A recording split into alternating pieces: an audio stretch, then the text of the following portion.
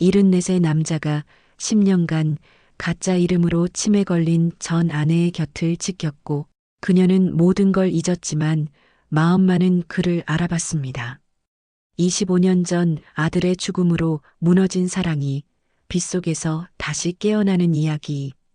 원망과 죄책감을 넘어 기억보다 깊은 곳에 새겨진 사랑의 기록입니다. 당신 도연 씨죠? 낡은 요양병원 복도에 울려 퍼진 그녀의 목소리는 떨렸고 그 떨림 속에는 25년간 깊이 묻혀있던 무언가가 천천히 깨어나고 있었습니다. 비에 완전히 젖은 흰머리가 이마에 달라붙었고 축축하게 늘어진 환자복 자락이 그녀의 야윈 다리를 감싸 안았습니다. 그녀의 손끝에서는 빗물이 똑똑 떨어졌고 그 물방울은 차가운 복도 바닥에 작은 흔적을 남겼습니다. 박선영, 70살. 그녀의 눈동자 속에서 10년 만에 기억이 수면 위로 천천히 떠오르고 있었고 그 기억은 고통스러우면서도 따뜻했고 슬프면서도 그리웠습니다. 그 앞에 선 남자. 한도현, 74. 비에 젖은 코트를 천천히 벗어 그녀의 떨리는 어깨에 조심스럽게 덮으며 그는 생애 처음으로 아니 정확히는 25년 만에 처음으로 그녀 앞에서 고개를 깊이 진심으로 숙였습니다. 미안합니다. 내가 10분 늦었습니다. 그의 목소리는 갈라졌고 떨렸고 25년간 삼켜왔던 모든 후회가 그 한 문장에 담겨 있었습니다. 천둥 소리가 하늘을 가르고 빗소리가 최대치로 커집니다의 이야기는 여기서 시작되지 않습니다. 아니, 정확히는 25년 전 그 빗길에서 시작된 용서받지 못한 사랑의 기록입니다. 한 남자가 자신의 이름을 지우고 전 아내의 곁을 10년간 지켜온 이유, 그리고 치매로 모든 것을 잃어버린 여자가 마지막으로 기억해낸 단 하나의 이름. 안녕하세요, 여러분. 따뜻한 이야기의 방입니다. 오늘 들려드릴 이야기는 한 남자가 10년간 자신의 이름을 완전히 지우고 아내 곁을 지킨 기록입니다. 치매로 모든 것을 잃어버린 그녀가 마지막으로 기억해낸 단 하나의 이름. 그것은 원망이 아니라 사랑이었고, 증오가 아니라 그리움이었고, 포기가 아니라 용서였습니다. 지금부터 시작합니다. 새벽 5시 40분. 성모 요양병원 3층 복도는 무거운 침묵으로 가라앉아 있었고 그 침묵은 마치 살아있는 생명체처럼 공간 전체를 채우고 있었습니다. 소독약과 오래된 습기가 섞인 냄새가 공기를 무겁게 짓눌렀고 그 무게는 숨을 쉴 때마다 폐에 깊숙이 스며들어 답답함을 만들었습니다. 창밖으로는 이른 빗방울이 유리를 타고 천천히 흘러내렸고 그 소리가 복도의 정적을 긁어내듯 스며들어 왔습니다. 혹은 오래된 비밀을 털어놓는 고백처럼 들렸습니다. 벽에 걸린 시계는 여전히 째깍거렸고 그 소리는 시간이 멈추지 않는다는 것을, 모든 것이 흘러간다는 것을 상기시켰습니다. 발걸음 소리가 들립니다. 느리고 조심스럽고 무언가를 숨기듯한 남자가 복도 끝 어둠 속에서부터 천천히 걷고 있었습니다. 이른이 훌쩍 넘은 나이임에도 등은 놀라울 만큼 고닫고 발걸음은 젊은이처럼 가벼웠습니다.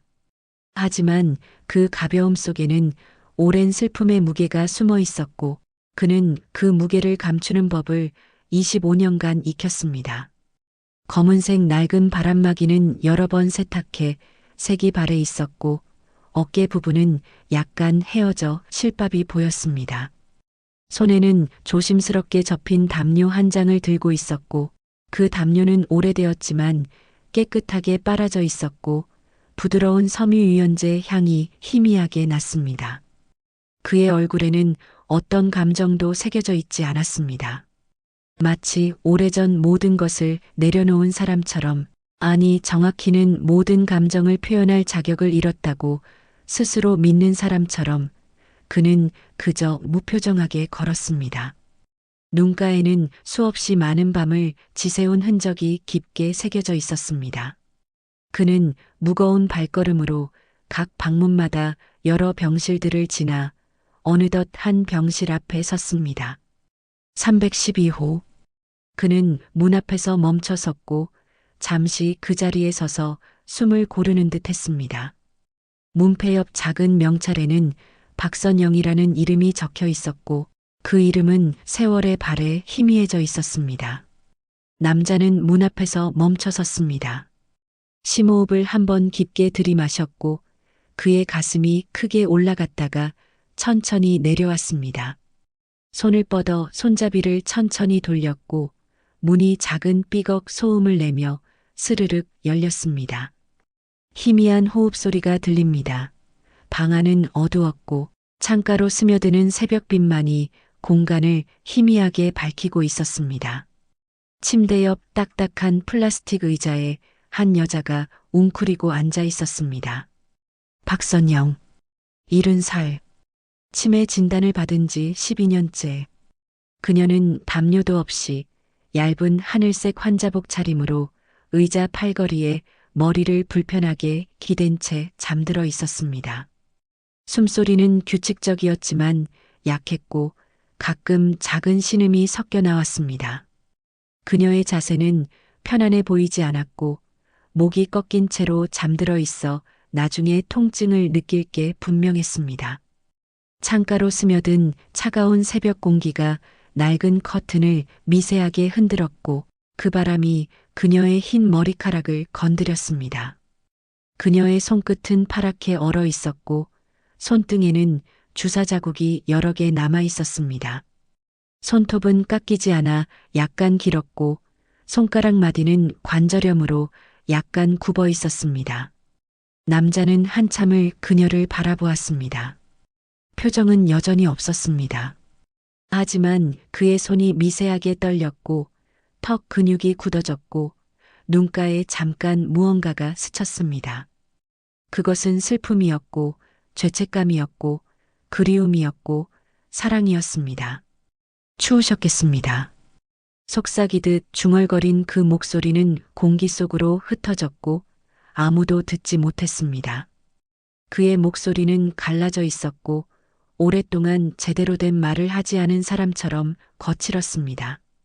남자는 들고 온 담요를 조심스럽게 펼쳤고 그 동작은 마치 신성한 의식을 치르는 것처럼 경건했습니다. 담요를 그녀의 떨리는 어깨에 천천히 덮어주었고 구석구석 빈틈이 없도록 정리했습니다. 담요가 그녀의 피부에 닿는 순간 선영은 미세하게 움찔했지만 깨지 않았고 오히려 더 깊은 잠 속으로 빠져들며 얼굴 근육이 조금 풀렸습니다. 남자는 침대 옆 테이블로 다가갔습니다. 테이블 위에는 물컵, 작은 약통, 티슈박스, 그리고 낡은 손거울이 놓여 있었습니다. 그는 물컵을 들어 냄새를 맡았고 오래된 물이라는 걸 확인한 뒤 정수기가 있는 복도로 나갔습니다. 정수기에서 새 물을 받아왔고 물컵을 다시 제자리에 놓으며 물방울이 흐르지 않도록 조심스럽게 닦았습니다. 침대 시트 구석이 흐트러진 것을 발견하고 그는 무릎을 꿇어 조심스럽게 바로잡았습니다. 시트가 구겨진 부분을 펴고 이불 끝을 매트리스 아래로 밀어 넣어 흐트러지지 않도록 정리했습니다. 그의 손놀림은 익숙했고 정확했으며 정성스러웠습니다. 그는 방구석에 놓인 작은 쓰레기통을 확인하더니 휴지 몇 장이 들어있는 것을 보고 쓰레기 봉투를 교체했습니다. 창문 손잡이를 살짝 돌려 환기가 잘 되는지 확인했고 커튼이 바람에 너무 흔들리지 않도록 고정했습니다. 모든 동작이 익숙했습니다. 마치 수천 번, 아니 수만 번을 반복한 것처럼 그는 작업을 마치고 문을 나서며 한 번 더 그녀를 돌아보았습니다. 선영은 여전히 자고 있었고 이제는 담요 속에서 따뜻해 보였습니다. 그녀의 얼굴에 평온함이 내려앉았고 숨소리도 조금 더 깊어졌습니다. 남자는 작게 고개를 끄덕이고 복도로 조용히 사라졌습니다. 발걸음 소리가 서서히 작아졌으며 왜인지 그의 뒷모습은 고독했고 슬펐고 그러면서도 어딘가 평온해 보였습니다. 또 다른 발걸음 소리가 들립니다. 간호사 최미라는 그 순간을 목격했습니다. 45세, 이 병원에서 15년을 근무하며 수많은 환자와 보호자를 봐온 그녀였지만 저 남자만큼은 설명할 수 없었습니다. 그녀는 새벽 순찰 중이었고 복도 모퉁이에서 식은 커피를 마시며 피로를 달래고 있었습니다.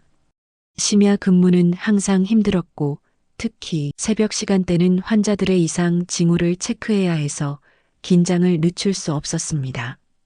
312호에서 나오는 남자의 뒷모습을 보는 순간 그녀는 커피를 내려놓고 그를 주시했습니다. 또 미라는 작게 중얼거렸고 그 목소리에는 의문과 감탄이 섞여 있었습니다.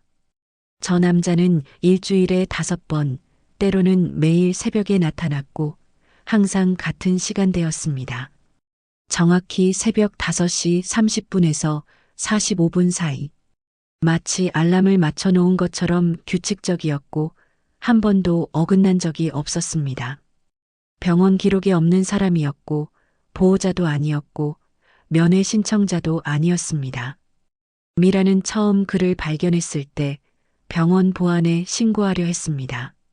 하지만 그가 하는 행동을 지켜보며 생각을 바꿨습니다. 그는 박선영의 방을 마치 자신의 집처럼 드나들며 물을 갈아주고 담요를 덮어주고 침대 시트를 정돈했습니다. 그의 손길은 능숙했고 조심스러웠으며 정성스러웠습니다. 한 번도 거칠게 대하거나 서두르는 법이 없었고 모든 동작에 정성이 담겨 있었습니다. 미라는 처음엔 도둑이거나 이상한 사람인 줄 알았습니다. 하지만 몇 달을 지켜본 결과 그는 아무것도 훔치지 않았고 오히려 이것저것들을 두고 갔습니다. 낡은 손수건 한 장, 작은 과일 봉지, 때로는 접힌 편지 한 장. 과일은 항상 선영이 좋아하는 것들이었습니다. 딸기, 귤, 바나나. 미라는 환자 기록을 통해 선영이 사과를 싫어한다는 것을 알았는데 그 남자가 가져오는 과일에는 한 번도 사과가 포함되지 않았습니다. 편지는 항상 침대 옆 서랍 깊숙이 놓여 있었고 미라는 한 번도 그 편지를 펼쳐보지 않았습니다. 왠지 그래서는 안 될 것 같았기 때문입니다. 그것은 그들만의 비밀이었고 미라는 그 비밀을 존중했습니다. 저 사람 대체 누구지? 미라는 남자가 완전히 사라진 뒤 간호사실로 돌아가 312호 차트를 다시 펼쳤습니다. 환자명 박선영. 생년월일 1955년 3월 12일. 보호자 없음. 연락처 사회복지과 담당. 특이사항 치매 중증. 보호자 부재로 국가지원 입소. 입소일 2013년 6월 5일. 진단명 알츠하이머성 치매. 우울증 보호자가 없다는 말은 그녀에게 가족이 없다는 뜻이었습니다. 그렇다면 저 남자는 도대체 누굴까? 미라는 차트를 더 뒤적였습니다. 과거력? 남편과 이혼 2000년. 아들 사망 2000년 교통사고. 초등학교 교사 퇴직 2005년. 자살 시도 2001년 손목자해. 미라는 가슴이 답답해졌습니다. 아들을 잃고 남편과 이혼하고 자살까지 시도했던 여자. 그리고 그녀의 방을 매일 찾아오는 남자. 미라는 고개를 저었고 차트를 덮었습니다. 알 수 없었습니다. 하지만 한 가지는 확실했습니다. 저 남자의 눈빛에는 깊은 슬픔이 서려 있었고 그 슬픔은 오래되어 이미 그의 일부가 되어 있었습니다. 그것은 최근의 슬픔이 아니라 수십 년간 켜켜이 쌓인 슬픔이었고 그 무게가 그의 어깨를 짓누르고 있었습니다. 미라는 창밖을 바라보았습니다. 새벽 하늘이 조금씩 밝아지고 있었고 비는 여전히 내리고 있었습니다. 사랑일까? 그녀는 중얼거렸고 그 말을 하는 자신도 놀라웠습니다.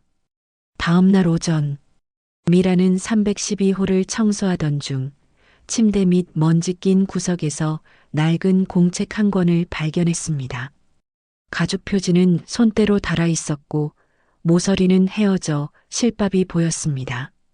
표지에는 아무것도 쓰여 있지 않았고 그래서 더 궁금했습니다.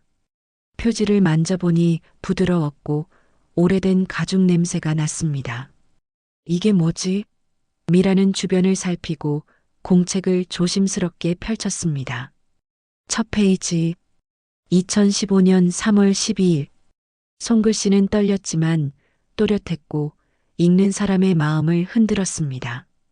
펜은 검은색 볼펜이었고 힘주어 쓴 부분은 종이가 약간 눌려 있었습니다. 남편이 나를 떠났습니다. 나는 그를 원망했고 밤마다 울었고 그의 이름을 저주했습니다. 하지만 이제는 용서하려 합니다. 그래야 내가 살 수 있을 것 같습니다. 그래야 숨을 쉴 수 있을 것 같습니다. 그래야 지훈이에게 미안하지 않을 것 같습니다. 미라의 심장이 빠르게 뛰기 시작했고 그녀는 다음 페이지를 넘겼습니다. 2015년 4월 5일. 오늘도 남편을 기다렸습니다. 하지만 그는 오지 않았고 나는 혼자 밥을 먹었습니다. 국이 차가웠고 밥도 차가웠고 내 마음도 차가웠습니다. 지훈이가 좋아하던 김치찌개를 끓였는데 먹을 사람이 없었습니다. 혼자 먹는 밥은 왜 이렇게 맛이 없는 걸까요? 2015년 5월 13일. 오늘은 기억이 잘 나질 않았습니다.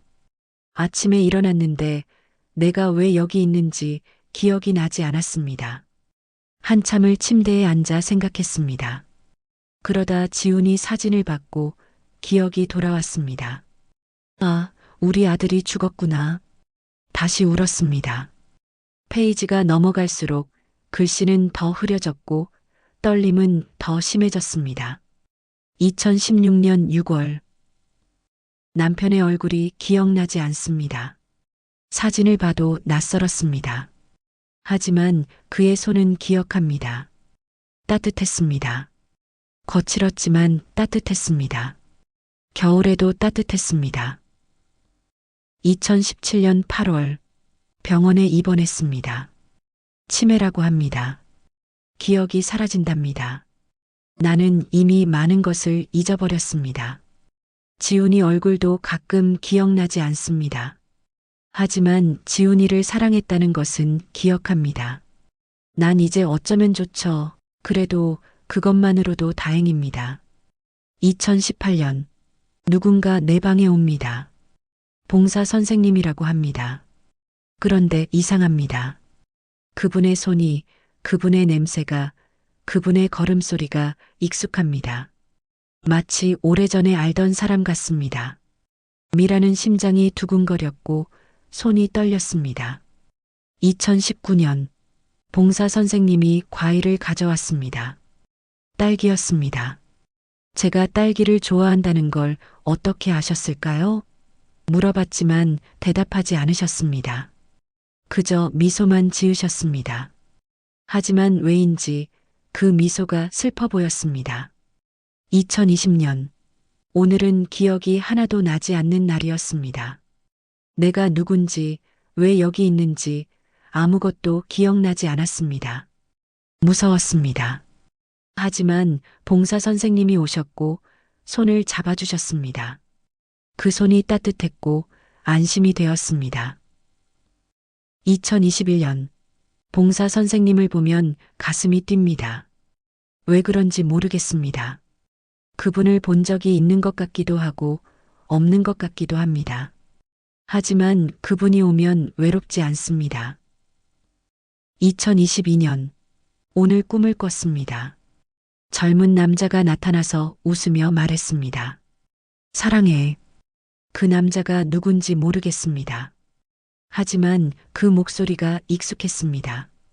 미라는 마지막 페이지를 펼쳤습니다. 2023년. 봉사 선생님, 당신이 내 남편 같아요. 내 마음이 알아채요. 내 몸이 알아채요. 당신의 손이, 당신의 목소리가, 당신의 냄새가 익숙해요. 하지만 기억이 나지 않아요. 미안해요. 정말 미안해요. 내가 당신을 잊어서 미안해요.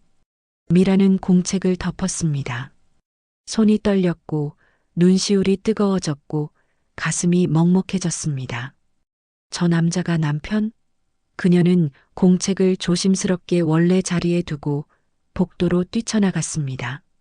그리고 312호 앞에서 멈췄습니다. 문을 두드리려다 멈췄습니다. 내가 뭘 할 수 있을까? 미라는 손을 내렸고 천천히 돌아섰습니다. 어떤 비밀은 지켜져야 한다고 그녀는 생각했습니다. 선영의 하루는 새소리가 지저귀고 아침 햇살이 창문을 통해 들어옵니다. 오전 9시 박선영은 침대에서 천천히 몸을 일으켰고 흰머리가 헝클어진 채 창밖을 멍하니 바라보았습니다. 오늘은 무슨 요일이지? 그녀는 중얼거렸지만 대답은 없었습니다. 아침 햇살이 따뜻했지만 그녀의 마음은 춥고 텅 비어 있었습니다. 창밖으로는 참새들이 지저귀고 있었고 나무 잎이 바람에 흔들렸습니다. 세상은 여전히 돌아가고 있었지만 그녀의 시간은 멈춰 있었습니다. 간호사가 문을 노크하고 들어왔습니다. 선영 씨, 아침이에요. 일어나셨네요. 선영은 고개를 천천히 돌렸고 간호사를 보았지만 알아보지 못했습니다. 누구세요? 간호사예요. 어제도 봤잖아요. 밥 드셔야죠. 아, 네. 선영은 고개를 끄덕였지만 그녀의 눈빛은 공허했고 초점이 없었습니다. 간호사가 식판을 침대 테이블에 놓았습니다. 죽 한 그릇, 김치 조금, 물 한 컵. 병원 아침은 항상 똑같았고 맛도 없었습니다. 간호사가 나가자 선영은 숟가락을 들었습니다. 그리고 멈췄습니다. 내가 왜 여기 있지? 그녀는 방을 천천히 둘러보았습니다. 낯선 방, 낯선 침대, 낯선 냄새. 집에 가고 싶어? 선영은 작게 울먹였고 눈가에 눈물이 맺혔습니다. 손이 떨렸고 숟가락이 덜컥거렸습니다. 그 순간 문이 조심스럽게 열렸고 낮은 목소리가 들려왔습니다. 선영 씨, 오늘 날씨 좋아요. 선영은 고개를 들었습니다. 문 앞에 한 남자가 서 있었고 이른이 넘어 보이는 나이였지만 자세는 고닫고 눈빛은 온화했습니다. 누구세요? 남자는 잠깐 망설였고 작게 미소 지으며 대답했습니다. 봉사자예요. 오늘 산책 같이 할까요? 선영은 잠시 그를 바라보았습니다. 이상했습니다. 그의 얼굴은 낯설었지만 그의 목소리는 익숙했습니다. 그의 이름은 기억나지 않았지만 그의 존재는 편안했습니다. 좋아요. 선영은 작게 대답했고 남자는 그녀에게 다가왔습니다. 그는 그녀를 부축해 천천히 일으켰고 그의 손이 그녀의 팔을 감쌌습니다. 선영은 그 온기에 미세하게 떨었습니다. 그 온기는 익숙했고 그리웠고 슬펐습니다. 선생님 손 따뜻하네요. 남자는 대답하지 않았습니다. 다만 그의 눈가에 잠깐, 아주 잠깐 슬픔이 스쳤고 그는 그것을 감추려 고개를 돌렸습니다. 두 사람은 복도를 천천히 걸었습니다. 선영의 걸음은 불안정했고 남자는 그녀를 조심스럽게 부축했습니다. 선생님, 이름이 뭐예요? 남자는 잠시 말을 멈췄습니다. 두식이에요. 두식, 좋은 이름이네요. 감사합니다. 저는 누구예요? 선영 씨예요. 선영 예쁜 이름이네요.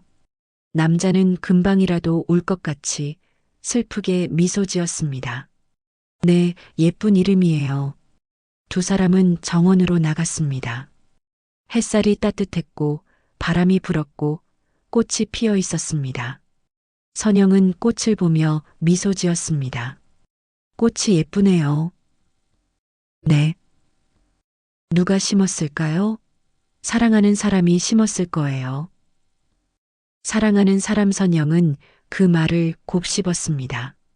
저도 누군가를 사랑했을까요? 남자는 그녀를 바라보았습니다. 네. 아주 많이 사랑했어요. 정말요? 네. 선영은 웃었습니다. 그리고 남자도 웃었습니다. 슬프게 그의 손은 왜 그녀에게 익숙한 걸까요? 25년 전 행복했던 그때 경쾌한 웃음소리가 들리고 카메라 셔터 소리가 찰칵거립니다. 자, 하나, 둘, 셋. 김치. 2000년 봄. 한도연 집 거실은 따뜻한 햇살로 가득했고 벽에는 가족 사진들이 빼곡히 걸려 있었습니다. 결혼식 사진, 지훈이 돌 사진, 초등학교 입학식 사진, 가족 여행 사진. 행복했던 순간들이 액자 속에 담겨 있었고 그 사진들은 이 집이 사랑으로 가득했다는 것을 증명했습니다. 오래된 필름 카메라가 삼각대 위에서 세 사람을 담았습니다. 한도현 49살, 공장 관리자, 책임감 강하고 가족을 사랑하고 일을 열심히 하는 남자. 키는 178cm, 약간 마른 체격, 안경을 쓴 얼굴은 성실해 보였습니다. 박선영 45살, 초등학교 교사, 따뜻하고 웃음이 많고 아들을 세상에서 가장 사랑하는 여자. 키는 160cm, 단발머리, 항상 미소 짓는 얼굴. 그리고 한지훈 17살, 고등학교 2학년. 밝고 똑똑하고 부모님을 닮아 착한 소년. 키는 175cm, 아버지를 닮아 안경을 썼고 어머니를 닮아 웃는 얼굴이 예뻤습니다. 아빠, 나 눈 깜빡였는데? 지훈이 투정하듯 말했고 도연은 아들의 머리를 쓰다듬으며 웃었습니다. 괜찮아. 하나 더 찍자. 우리 지훈이 잘생긴 얼굴 제대로 담아야지. 아빠, 저 잘생겼어요? 당연하지. 아빠 닮아서. 치. 거짓말. 엄마 닮아서 잘생긴 거야. 선영은 웃으며 두 남자의 어깨에 손을 올렸고 눈가에 행복한 주름이 잡혔습니다. 엄마는 왜 웃고 있어요? 행복해서 그래. 너무 행복해서. 이렇게 세 명이 함께 있는 게. 엄마, 우리 영원히 함께 있을 거죠? 선영은 아들을 꼭 안았습니다. 당연하지. 영원히. 사진이 또 한 장 찍혔고 그 순간은 영원히 멈췄습니다. 세 사람은 서로를 안았고 웃었고 사랑했습니다. 이 사진은 나중에 나무 액자에 담겨 거실벽 가장 눈에 잘 띄는 곳에 걸렸습니다. 그리고 그 액자는 15년 뒤 누군가의 손에 의해 깨질 것입니다. 하지만 그들은 몰랐습니다. 행복이 영원하지 않다는 것을요. 2000년 10월 23일 빗소리가 불길하게 울리듯 들리는 소리와 함께 시계는 어느덧 밤 11시. 한도연은 공장 사무실에서 야근 중이었고 책상 위에는 서류가 산처럼 쌓여 있었습니다. 형광등은 윙윙거리며 깜빡였고 창밖은 이미 어두웠습니다. 사무실에는 도연 혼자뿐이었고 정적이 무거웠습니다. 그는 펜을 돌리며 서류를 검토했고 이마에는 피로가 가득했습니다. 눈은 충혈되어 있었고 어깨는 뻐근했습니다. 책상 옆에는 식은 커피가 놓여 있었고 도시락 반찬은 그대로 남아 있었습니다. 전화벨이 울렸습니다. 여보세요? 그는 피곤한 목소리로 받았습니다. 여보, 아직도 이래? 선영의 목소리였고 그 목소리에는 걱정과 따뜻함이 섞여 있었습니다. 도연은 지친 목소리로 조금만 더 하면 돼. 내일까지 맞춰야 해서. 상사가 꼭 확인하래. 지친 목소리가 걱정이 되는 선영은 그래도 너무 늦지 마. 몸 상해. 비 온대. 조심해서 와. 길 미끄러워. 선영은 뻔한 잔소리지만 다정한 말투로 말했습니다. 알았어. 조심할게. 지훈이는? 자고 있어. 내일 수학 시험이래. 늦게까지 공부하다 방금 잤어. 그래. 우리 아들 고생하네. 시험 잘 보라고 해. 응. 당신도 힘내고. 사랑해. 도연은 잠시 말을 멈췄고 그의 얼굴에 작은 미소가 번졌습니다. 나도. 많이. 전화가 끊어졌고 도연은 다시 서류를 펼쳤습니다. 그 순간 창밖으로 빗방울이 떨어지기 시작했고 그 소리는 불안하게 들렸습니다. 도연은 창밖을 바라보았습니다. 비가 점점 거세지고 있었습니다. 내일 아침엔 그치겠지. 그는 중얼거리고 다시 일에 집중했습니다. 하지만 그는 몰랐습니다. 내일이 그의 인생에서 마지막 평범한 날이 될 것이라는 것을요. 2000년 10월 24일 천둥 소리가 멀리서 들리고 빗소리가 점점 강해지는 가운데 전화벨이 울립니다. 오후 5시 30분 한도연의 휴대전화가 진동했고 문자 메시지가 도착했습니다. 아빠, 비 와. 데리러 올 수 있어? 우산 안 가져왔어. 버스 안 와. 도연은 시계를 보았습니다. 6시까지 맞춰야 할 보고서가 남아 있었고 상사가 꼭 확인해야 한다고 했습니다. 지금 나가면 보고서를 못 끝내고 못 끝내면 내일 아침 회의에서 혼날 것이 분명했습니다. 그는 잠시 망설였고 손가락이 휴대전화 위에서 멈췄습니다. 10분이면 돼. 10분만 더 하면 끝나. 그 순간 옆 책상의 여직원이 급하게 말을 걸었습니다. 과장님, 이 서류 좀 확인해 주실 수 있어요? 정말 급해요. 지금 도연은 인상을 찌푸렸습니다. 네, 정말 급해요. 오늘 안에 제출해야 해서요. 5분만 주세요. 도연은 한숨을 쉬었고 아들에게 답장을 보냈습니다. 10분만 기다려. 금방 갈게. 미안. 도연은 서류를 받아 검토하기 시작했습니다. 10분.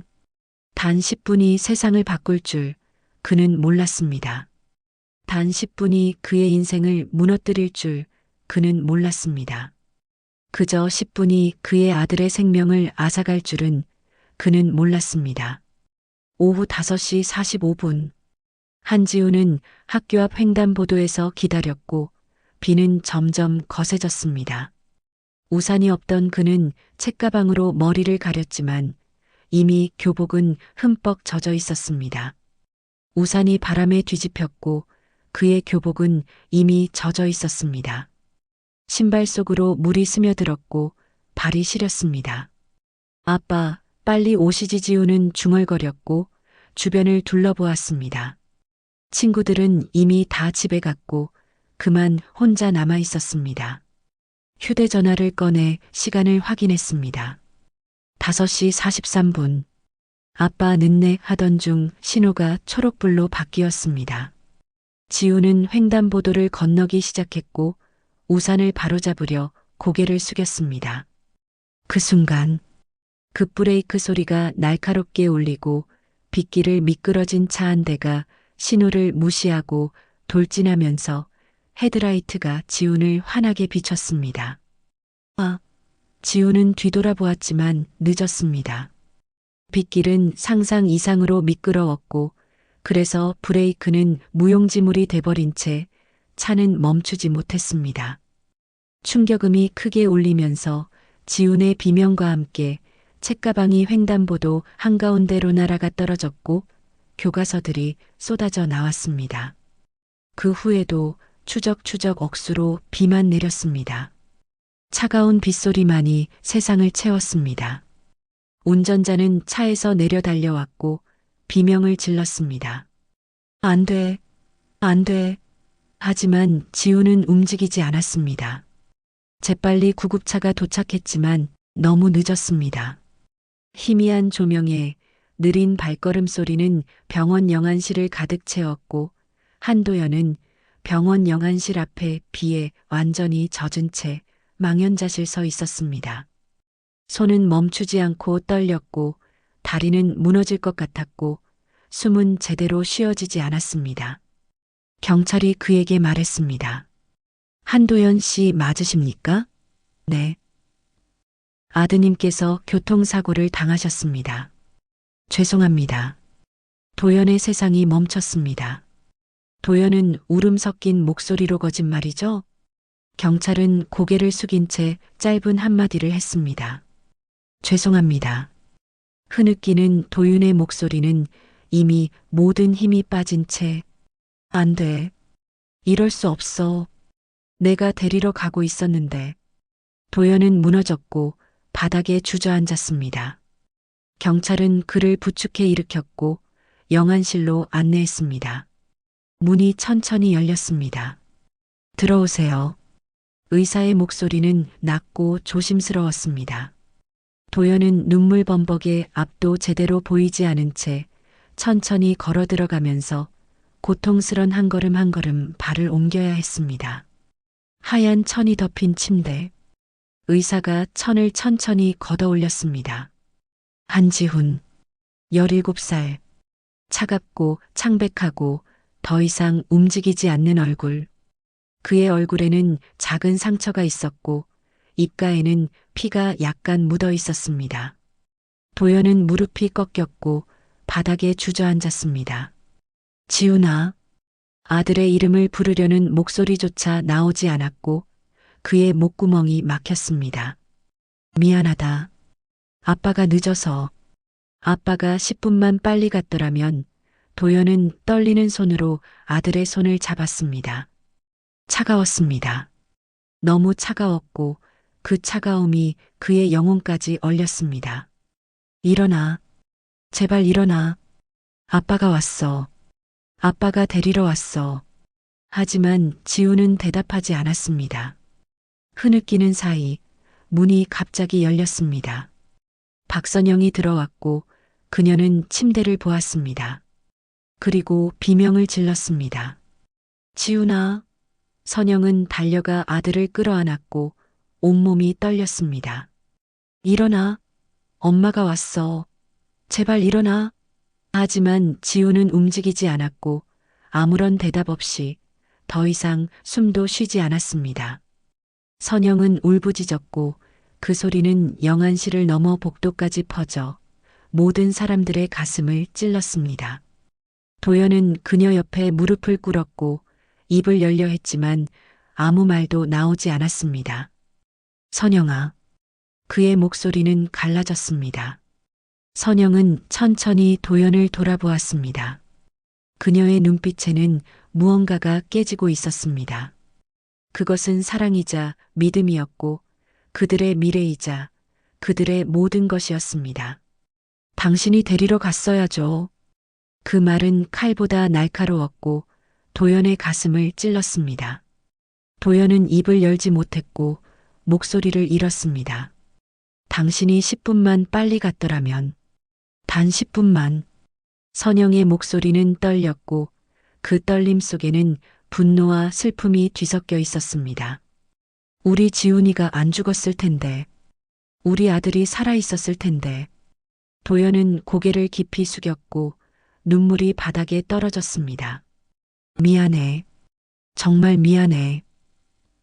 미안하다고? 선영의 목소리가 갈라졌고 그녀의 심장이 찢어졌습니다. 미안하다고 우리 아들이 돌아와. 미안하다고 지훈이가 살아나냐고. 도연은 대답할 수 없었고 그는 용서받을 자격도 그는 아비 자격이 없었습니다. 선영은 다시 아들을 끌어안았고 울었고 울었고 울었습니다. 영안실은 울음소리로 가득 차서 멈추질 않았고 그 울음은 누구도 위로할 수 없었고 그 울음은 영원히 그들의 가슴에 남았습니다. 그 후 장례식이 끝난 뒤 한도영과 박선영의 집은 무거운 침묵으로 가라앉았고 그 침묵은 숨을 막았습니다. 거실벽에 걸린 가족 사진들은 여전히 웃고 있었지만 그 웃음은 이제 고통이었습니다. 선영은 지훈의 방에서 나오지 않고 아들의 옷을 꺼내 냄새를 맡으며 책상 위 연필을 쓰다듬기도 하면서 침대 시트를 안고 잠들었습니다. 그 후 그녀는 밥도 먹지 않았고 물도 마시지 않으면서 아무런 말도 하지 않았습니다. 도연은 거실 소파에서 잤고 밤마다 악몽을 꿨습니다. 꿈속에서 지우는 계속 그를 불렀고 도연은 달려갔지만 닿을 수 없었습니다. 그는 선영의 방문을 두드렸지만 선영은 문을 열지 않았습니다. 도윤은 애원하듯 선영아 밥 먹어야지. 제발. 선영은 계속해서 침묵으로 답했습니다. 선영은 계속해서 침묵으로 답했습니다. 마치 실어증에 걸린 사람처럼요. 나도 힘들어. 우리 같이 견뎌야지. 우리라도? 당신이 뭐가 힘들어? 선영은 문 너머로 소리를 질러댔고 그 목소리에는 욕설과 증오 섞인 말들이 담겨 있었습니다. 아내인 선영은 뭔가 잘못되어 가고 있었습니다. 니놈이 죽인 거야. 니놈이 10분, 단 10분 때문에 니놈이 우리 아들을 죽였다고. 이제는 도무지 대화가 통하지도 않게 됐고 도연은 더 이상 말하지 못했고 문은 열리지 않았고 그의 세상도 닫혔습니다. 그는 문 앞에 주저앉아 울었습니다. 미안해. 정말 미안해. 하지만 문은 열리지 않았습니다. 시간이 흘렀지만 선영의 상처는 아물지 않았고 오히려 깊어져 가면서 더욱더 폭력적으로 변해가고 있었습니다. 그녀는 도연을 보지도 않았고 말도 대화도 하지 않고 가끔 욕설을 내뱉고 지훈의 방에서 나오지 않았습니다. 도연이 거실에 있으면 선영은 방에 들어갔고 도연이 밥을 차리면 선영은 먹지 않았고 도연이 말을 걸면 선영은 돌아섰습니다. 집은 점점 차가워졌고 두 사람 사이에는 보이지 않는 벽이 생겼습니다. 어느 날 저녁, 도연은 선영이 좋아하던 된장찌개를 끓였습니다. 선영아, 밥 먹자. 된장찌개 끓였어. 선영은 방에서 나왔고 식탁을 보았습니다. 그리고 돌아섰습니다. 먹고 싶지 않아. 너나 먹어. 넌 밥이 들어가냐? 말투도 거칠고 가끔은 욕설과 험한 말투로 대답하곤 했습니다. 도연은 울부짖듯 선영아, 제발. 이렇게 살면 안 돼. 갑자기 또다시 눈물이 맺힌 채 선영은 이렇게가 뭐죠? 아들 없이 어떻게 살아요? 바닥만 보며 도윤은 힘없이 말했습니다. 나도 힘들어. 나도 지훈이 아버지야. 당신은 아버지 자격이 없어. 그 말은 도연의 가슴을 찔렀습니다. 선영아. 제발 말 걸지 말아요. 당신 목소리 듣기 싫어. 우리라도 힘을 합쳐야지.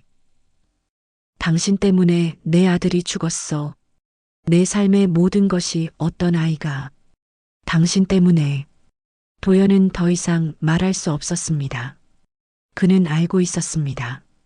자신이 10분만 빨리 갔더라면 지우는 살아 있었을 것이고 그들은 여전히 행복했을 것입니다. 그는 용서받을 수 없었고 용서를 구할 자격도 없었습니다. 사고 1년 뒤 한도연은 밤늦게 귀가했고 집은 어두웠습니다. 선영아, 대답이 없었고 불길한 예감이 그의 가슴을 조였습니다. 도연은 선영의 방으로 달려갔고 문이 잠겨 있었습니다. 선영아, 문 열어. 제발. 대답이 없었고 그의 심장이 빠르게 뛰었습니다. 도연은 문을 발로 세게 찼습니다. 쿵. 문이 부서지며 열렸습니다. 그리고 도연은 얼어붙었습니다. 박선영이 욕실 바닥에 쓰러져 있었고 손목에서 피가 천천히 흘렀고 그녀의 눈은 반쯤 감겨 있었습니다. 옆에는 면도 칼날이 떨어져 있었고 바닥은 피로 붉게 물들어 있었습니다. 선영아. 도연은 달려가 그녀를 안아 올렸지만 그녀의 몸은 차가웠고 맥박은 약했습니다. 정신 차려. 선영아, 제발, 너까지 이러면 안 돼. 그는 떨리는 손으로 수건을 잡아 그녀의 손목을 감았고 휴대전화로 구급차를 불렀습니다. 여보세요. 내 아내가 죽어가요. 제발 빨리 와주세요. 제발. 곧 사이렌 소리가 멀리서 들리기 시작했고 응급요원들이 선영을 들것에 실었습니다. 병원, 수술실 불이 켜졌고 도연은 밖에서 기다렸습니다. 1시간이 지났습니다. 2시간이 지났습니다. 수술실 문이 열렸고 의사가 나왔습니다. 도연은 벌떡 일어났습니다. 의사 선생님, 제 아내가 다행히 깊지 않습니다. 살 수 있습니다. 도연은 무릎이 꺾이며 무너졌고 바닥에 주저앉았습니다. 감사합니다. 정말 정말 감사합니다. 그는 중환자실 문 앞에 주저앉아 울었고 그의 울음은 누구도 위로할 수 없었습니다. 며칠 뒤 선영이 깨어났고 그녀는 천장을 멍하니 바라보았습니다. 도연이 침대 옆에 앉아 있었고 그의 눈은 충혈되어 있었고 얼굴은 수척했습니다. 그녀는 도연을 보았고 그리고 천천히 돌아 누웠습니다. 왜 살렸어요? 그 목소리는 너무 평온했고 그래서 더 무서웠습니다. 선영아, 내 인생에서 꺼져주세요. 제발. 도연은 침묵했고 그 말에 도연의 마음이 죽어가기 시작했습니다. 선영아 나도. 선영은 도연이 말을 자르더니 평온한 목소리로 당신 때문에 내 아들이 죽었어요. 당신 얼굴만 보면 생각나요. 지훈이가 죽던 날, 비 오던 날, 영안실, 차가운 지훈이 손, 다 당신 때문이에요. 이혼해요. 이혼해줘요. 그래야 내가 살 것 같아요. 도연은 고개를 끄덕였습니다. 알겠어. 도연은 힘없이 병실을 나갔고 복도에서 한참을 서 있었습니다. 그리곤 소리 없이 한참을 그곳에서 울었습니다. 일주일 뒤 도연은 이혼 서류를 작성했고 펜을 쥔 손이 떨렸습니다. 한도연. 그의 이름을 쓰는 순간 그는 모든 것을 잃었다는 것을 깨달았습니다. 그리고 선영에게 편지 한 장을 남겼습니다. 선영아, 내가 모든 걸 망쳤어. 나는 용서받을 수 없고 용서를 구하지도 않을게. 하지만 언젠가 내가 웃을 수 있다면 나도 그때 웃을게. 미안해, 정말 미안해. 사랑해. 평생 사랑하고 지훈이에게도 미안하고 너한테 그저 모든 게 미안해. 행복해라. 제발. 도연은 집을 떠났고 뒤돌아보지 않았습니다. 그리고 15년간 돌아오지 않았습니다. 15년 뒤 2013년 성모 요양병원 상담실은 좁고 어두웠고 형광등이 깜빡였습니다. 보호자분 계신가요? 사회복지사가 차트를 보며 물었고 그의 목소리는 지쳐 있었습니다. 없습니다. 박선영은 짧게 대답했고 그녀는 58살이 되어 있었습니다. 흰머리가 늘었고 주름은 깊어졌으며 눈빛은 텅 비어 있었습니다. 그녀의 손은 항상 떨렸고 등은 구부정해져 걸음은 불안정했습니다. 그럼 치료는 어떻게 하실 건가요? 치매는 관리가 필요하고 약도 꾸준히 드셔야 해요. 모든 걸 체념한 듯 선영은 혼자 할게요. 걱정스런 눈빛으로 사회복지사는 말했습니다. 하지만 치매는 점점 심해집니다. 나중에는 혼자 생활이 불가능하고 위험할 수도 있어요. 가스불을 끄는 것도 잊을 수 있고 길을 잃을 수도 있어요. 선영은 고개를 숙였고 그녀의 어깨가 떨렸습니다. 알아요. 다 알아요. 요양원 입소를 고려해 보시는 게 좋을 것 같은데 국가 지원도 받으실 수 있고. 단호한 목소리로 선영은 사회복지사의 말을 자르며 싫어요. 선영은 이미 마음의 정리를 끝낸 것처럼 단호했고 그녀의 목소리에는 결연함이 담겨 있었습니다. 저는 집에서 죽고 싶어요. 혼자라도 병원에서 죽고 싶지 않아요. 사회복지사는 한숨을 쉬었고 더 이상 권하지 않았습니다. 일단 약 처방받으시고 경과를 지켜보시죠.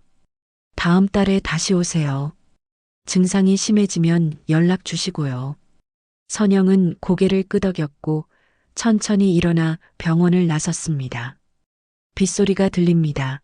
밖은 비가 내렸고 날씨는 몹시 추웠습니다. 선영은 우산을 폈고 천천히 걸었습니다. 혼자, 그녀는 항상 혼자였습니다. 13년 동안 아들 없이, 남편 없이, 그저 혼자. 지훈아, 엄마 곧 갈게. 그녀는 그렇게 중얼거리곤 빗속으로 사라졌습니다. 같은 시각, 한도연은 고시원 방에 앉아 있었고 62살이 되어 있었습니다. 그는 공장을 그만두고 작은 경비 일을 하며 살았습니다. 월세 20만 원짜리, 방은 좁고 어두웠고 낡은 침대, 작은 책상, 창문 하나가 전부였습니다. 벽에는 지훈의 사진 한 장이 붙어 있었고 그것이 그의 유일한 재산이었습니다. 전화가 울렸고 그는 휴대전화를 집어들었습니다. 여보세요, 한도연 선생님.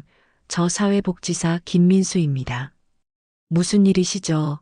그의 목소리는 경계심이 담겨 있었습니다. 박선영 씨 아시죠?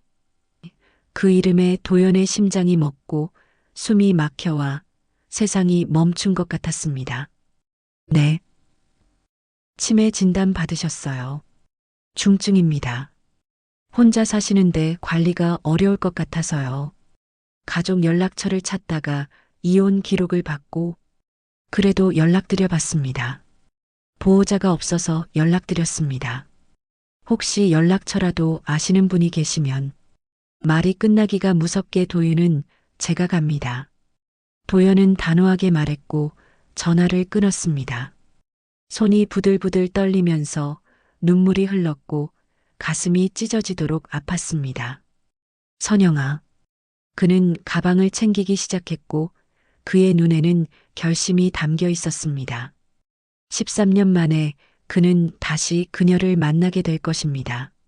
하지만 그녀는 그를 기억하지 못할 것입니다. 그래도 괜찮았습니다. 그는 그녀 곁에 있을 것입니다. 이름을 지우고서라도. 시간은 흐르고 2015년 한도연은 성모 요양병원 근처 작은 원룸으로 이사했고 그는 병원에 봉사자로 등록했습니다. 이름은 한두식, 가짜 이름이었고 그는 자신의 정체를 숨겼습니다. 왜 봉사하시려고요? 병원 담당자가 물었습니다. 속죄하고 싶어서요. 궁금한 듯 사회복지사는 눈이 커지면서 말했습니다. 속죄요? 옅은 미소를 띄우며 도윤은 네, 제가 잘못한 일이 있어서요. 담당자는 더 묻지 않았고 등록을 완료했습니다. 도연은 매일 새벽 박선영의 방을 찾아갔고 물을 갈아주고 정성스레 담요를 덮어주고 침대 시트를 정돈하곤 했습니다. 선영은 그를 알아보지 못했고 그는 그게 다행이라고 생각했습니다. 선생님 고마워요. 선영이 작게 말했고 도연은 고개를 끄덕였습니다. 천만에요. 그러자 선영은 뜬금없이 남편이 오실까요? 라며 물었고 도연은 잠시 망설이며 거짓말을 했습니다. 올 거예요. 꼭. 정말요? 오래 기다렸는데. 도윤은 환하게 웃으면서 대답했습니다. 네, 꼭 올 거예요. 선영은 미소 지었고 그 미소는 도연의 가슴을 찔렀습니다. 그것으로 충분했고 그는 더 이상 바라지 않았습니다. 한편 도연은 선영이 싫어하는 음식을 모두 알고 있었습니다. 당근, 버섯, 피망, 사과. 어느 날 그는 주방 봉사자들에게 조심스럽게 부탁했습니다. 312호 환자분, 당근 빼주실 수 있나요? 왜요? 기록엔 없는데요. 알레르기가 있어요. 제가 잘 알아요. 어떻게 아세요? 라는 질문에 도윤은 오래 알던 분이에요. 봉사자들은 고개를 갸웃했지만 들어줬습니다. 선영은 밥을 먹으며 중얼거렸고 도연은 복도에서 그 모습을 지켜보았습니다. 당근이 없네. 좋다. 당근 싫은데. 도연은 작게 미소 지었고 그 미소는 슬펐습니다. 기억은 없어도 몸은 기억하는구나. 그러던 중 도윤은 고민이 생겼습니다. 선영은 자주 넘어졌고 치매가 심해지며 균형 감각을 잃었기 때문이었습니다. 어느 날 복도에서 선영이 넘어졌고 도연이 달려왔습니다. 괜찮으세요? 그는 그녀를 부축해 일으켰고 선영의 손이 그의 팔을 잡았습니다. 아파요. 어디가 아프세요? 무릎이요. 도연은 그녀의 무릎을 확인했고 약간 까져 있었습니다. 조금만 기다리세요. 약 가져올게요. 그는 달려가 약을 가져왔고 그녀의 무릎에 소독약을 발랐습니다. 선영은 찡그렸지만 참았습니다. 선생님 손 따뜻해요. 도연은 대답하지 않았고 그의 눈가에 눈물이 맺혔습니다. 아빠 손 같아요. 도연의 손이 떨렸습니다. 아버님이 돌아가셨나요? 네. 오래전에요. 저도 가족이 다 떠났어요. 아들도 남편도. 외로워요. 도연은 그녀의 손을 꼭 잡았습니다. 이제 외롭지 않을 거예요.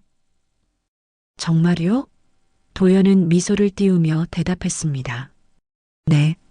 며칠 후 도연은 우연히 선영의 방 창틀이 삐걱거리고 창문이 잘 움직이지 않는다는 것을 알게 되었습니다.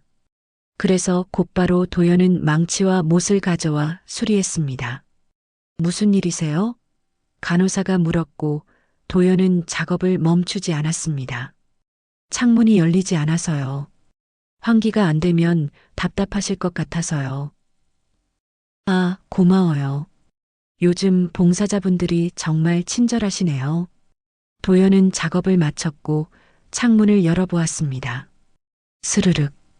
부드러웠고 도연은 만족스럽게 고개를 끄덕였습니다. 좋아요. 그는 중얼거렸고 방을 나섰습니다. 어느 날 밤 도연은 서랍을 청소하다가 선영의 일기장을 발견했고 망설였지만 결국 펼쳤습니다. 남편이 나를 버렸습니다. 하지만 나는 아직 그를 사랑합니다. 도연은 눈물을 흘렸고 손이 떨렸습니다. 봉사 선생님이 친절합니다. 그분이 남편 같습니다. 그 문장에 도연은 울먹였고 가슴이 무너졌습니다. 기억이 나지 않습니다. 하지만 마음은 기억합니다. 도연은 일기장을 덮었고 흐느꼈고 그 밤 그는 잠들지 못했습니다. 그는 선영의 침대 옆에 앉아 그녀를 지켜보았습니다. 선영아, 미안해.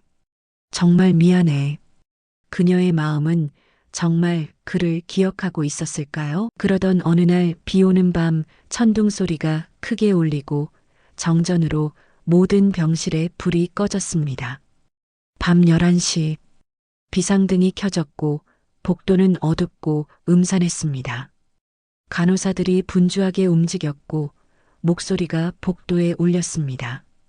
다들 방에 계세요. 위험해요. 하지만 선영은 방문을 열고 나왔고 그녀의 눈빛은 혼란스러웠습니다. 집에 가야 해. 지훈이가 기다려. 오늘 시험 봤어. 선영 씨 위험해요. 들어가세요. 사람들이 다급히 소리치며 막아섰지만 선영은 듣지 않았고 복도를 걸었습니다. 어둠 속에서 그녀는 무언가를 찾고 있었고 그것은 아들이었습니다. 도연은 선영이 사라진 것을 알았고 복도를 뛰었습니다. 선영 씨, 대답이 없었고 그는 계단을 내려갔습니다. 출입구, 선영이 밖으로 나가고 있었고 비가 쏟아지고 있었습니다. 선영 씨, 도연은 달려갔고 빗속으로 뛰어들었습니다. 세상이 마치 울고 있는 듯 비가 억수로 쏟아지는 가운데 선영은 정원 한가운데 서 있었고 비에 완전히 젖은 채 하늘을 올려다보았습니다. 지훈아. 도연은 멈춰 섰고 그의 심장이 멎었습니다. 엄마가 미안해. 정말 미안해. 엄마가 너를 지키지 못했어. 선영은 울고 있었고 비와 눈물이 섞여 흘렀습니다. 엄마가 나빴어. 엄마가 아빠를 떠나보냈어. 그래서 네가 외로웠구나. 도연은 천천히 다가갔고 코트를 벗어 그녀의 떨리는 어깨에 덮어주었습니다. 선영 씨 들어가셔야 해요. 감기 걸려요. 선영은 천천히 도연을 돌아보았습니다. 비에 젖은 얼굴, 떨리는 입술, 텅 빈 눈동자. 그리고 그 순간 그녀의 눈빛이 변했습니다. 천천히, 아주 천천히 그녀의 눈이 생기가 돌면서 무언가가 깨어났습니다. 천둥 소리가 크게 울리고 정적이 흐릅니다. 당신. 선영이 떨리는 목소리로 중얼거렸습니다. 여보, 당신이죠. 도연은 갑자기 얼어붙어서 숨을 죽이고 선영을 바라보면서 선영아, 맞지? 당신 도연 씨, 내 남편? 도연은 대답할 수 없었고 그의 입술이 떨렸습니다. 선영은 그의 얼굴을 바라보았고 그녀의 눈에 기억이 돌아왔습니다. 25년 전 그날도 비가 왔어. 그날도 이렇게. 도연의 눈에 눈물이 가득 고였고 그는 고개를 숙였습니다. 우리 지훈이가 하늘로 떠났지. 10분 차이로. 단 10분. 미안해 모든 것이. 도연은 고개를 깊이 숙였고 목소리를 냈습니다. 나는 당신을 원망했어. 밤마다 울며 원망하고 당신을 저주했어. 잊지도 않는 원망할 대상을 찾아서. 라는 진심을 토하자 마침내 선영의 눈엔 눈물이 터져 나오기 시작했습니다. 도연은 아무 말 없이 그저 눈물만 흘리고 있었습니다. 그러자 선영은 자신을 원망하면서 중얼거렸습니다. 그리고 당신을 떠나보냈어. 내 손으로. 잔인하게. 도연은 아무 말 없이 하늘을 바라봤고 눈물은 비와 섞여 흘렀습니다. 하지만 당신은 돌아왔네요. 다시 나에게로. 선영은 떨리는 손으로 그의 손을 잡았습니다. 10년 동안 내 곁에 있어줬어. 이름까지 바꿔가면서 나를 지켜주고 있었어. 라며 선영은 행복한 표정을 지으며 중얼거리듯 말했습니다. 도연은 고개를 내렸고 선영과 눈을 마주보며 서로를 바라보고 있었습니다. 그 둘은 눈물을 흘리면서 웃고 있었습니다. 그러면서 서로에게 말했습니다. 고마워. 돌아와줘서. 도연은 그녀를 끌어안았고 빗속에서 둘은 울었습니다. 미안해. 정말 미안해. 너무 늦어서. 지훈이를 지키지 못해서. 나도 미안해요. 당신을 떠나보내서. 당신도 아팠을 텐데. 당신도 아들을 잃었는데. 두 사람은 빗속에서 울었고 25년 만에 다시 만났고 용서했고 사랑했습니다. 간호사 미라가 멀리서 그 모습을 보고 있었고 그녀도 울고 있었습니다. 아름다워. 그녀는 중얼거렸습니다. 정말 아름다워. 이 기억은 얼마나 오래 지속될까요? 다음 날 병실의 아침. 새소리가 지저귀고 햇살이 따뜻합니다. 선영은 침대에서 눈을 떴고 도연이 의자에 앉아 그녀를 지켜보고 있었습니다. 선생님? 선영이 물었고 그녀는 도연을 알아보지 못했습니다. 도연은 슬프게 미소 지었습니다. 네. 어젯밤에 무슨 일 있었나요? 왠지 꿈을 꾼 것 같은데. 도연은 잠시 망설였고 고개를 저었습니다. 아무 일도 없었어요. 그래요? 네. 선영은 창밖을 바라보았고 햇살이 따뜻했습니다. 이상해요. 꿈을 꾼 것 같은데 누군가 저를 안아줬어요. 따뜻했어요. 비가 오는데 따뜻했어요. 도연은 웃었고 그 웃음은 슬펐지만 평온했습니다. 좋은 꿈이네요. 네, 정말 좋은 꿈이었어요. 선영은 다시 도연을 보았고 작게 미소 지었습니다. 선생님, 네, 고마워요. 항상 곁에 있어줘서, 외롭지 않게 해줘서. 도연은 고개를 끄덕였고 목소리를 냈습니다. 천만에요. 제가 해야 할 일이에요. 왜요? 사랑하니까요. 선영은 눈을 크게 떴습니다. 저를요? 네. 왜요? 저는 누군지도 모르는데. 도연은 그녀의 손을 잡았습니다. 그래도 괜찮아요. 제가 기억하면 되니까요. 선영은 눈물을 흘렸습니다. 고마워요. 같은 시각 간호사 미라는 병실을 체크하던 중 312호 앞을 지나가다 문이 열려 있어 잠시 멈췄고 안에서 두 사람의 목소리가 들렸습니다. 선영 씨, 오늘 날씨 좋네요. 네, 선생님. 산책 갈까요? 좋아요. 미라는 문틈으로 들여다보았고 도연이 선영의 손을 잡고 일으켜주고 있었습니다. 선영은 웃고 있었고 도연도 웃고 있었습니다. 그 순간 미라는 가슴이 뭉클해지며 눈시울이 뜨거워졌습니다. 사랑이구나. 그녀는 눈을 훔치고 중얼거리면서 복도를 천천히 걸었습니다. 정말 사랑이구나. 이름을 지우고도 기억을 잃어도 남는 사랑. 그러던 어느 날 도연은 선영의 침대 밑에서 일기장을 다시 꺼냈습니다. 마지막 페이지. 선영의 손글씨. 2025년 10월 24일. 오늘 비가 왔습니다. 그리고 나는 기억했습니다. 당신의 이름을, 당신의 얼굴을, 당신의 사랑을. 도연 씨, 고마워요. 돌아와줘서, 나를 버리지 않아서. 사랑해요. 평생 사랑했어요. 도연은 일기장을 가슴에 안고 흐르는 눈물을 멈출 수가 없었지만 그 눈물은 고마움과 후회 가리고 사랑이었습니다. 얼마 뒤 2026년 봄, 박선영은 평온하게 눈을 감았고 도연은 그녀의 손을 잡고 있었습니다. 선영아, 사랑했어. 평생 사랑했어. 다음 생에도 사랑할게. 선영은 미소 지었고 마지막 숨을 천천히 내쉬었습니다. 심전도 소리가 멈춥니다. 도연은 그녀의 이마에 입을 맞췄고 눈물이 떨어졌습니다. 이제 쉬어. 지훈이 만나러 가.